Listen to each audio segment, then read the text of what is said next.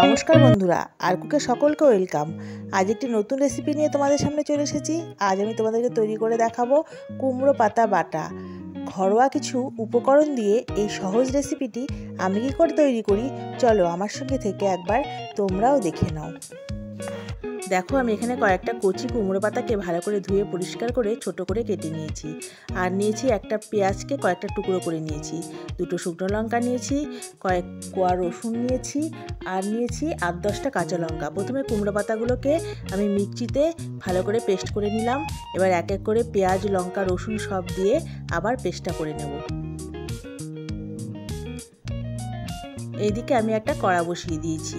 কড়া গরম হয়ে গেছে, কড়াতে 2 চামচ সর্ষের তেল দিয়ে দেবো। তেল গরম হওয়া পর্যন্ত অপেক্ষা করব। দেখো, তেল গরম হয়ে গেছে, তেলের মধ্যে ফোড়ন দিয়ে দিলাম কালো জিরে, আর পেস্ট করে রাখা কুমড়ো পাতাকে আমি এর মধ্যে দিয়ে দিলাম। এইভাবে অনবরত তেলের মধ্যে কুমড়ো পাতাকে আমি ভাজতে থাকবো। এবার দিয়ে দিলাম 1 চামচ লবণ, দিয়ে দিলাম 1 চামচ চিনি। লবণ আর চিনিকে ভালো করে মিশিয়ে নেব।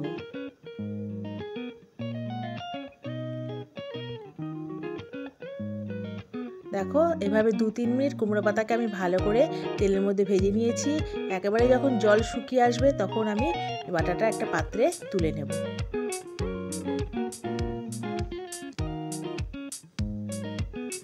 দেখো, হয়ে গেছে কুমড়ো পাতা বাটা।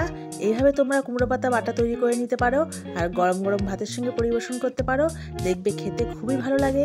যদি আমার এই ভিডিওটি তোমাদের ভালো লেগে থাকে তাহলে একটা লাইক, কমেন্ট, শেয়ার, সাবস্ক্রাইব করো। সবাই ভালো থেকো, সুস্থ থেকো এবং আমার পাশে থেকো।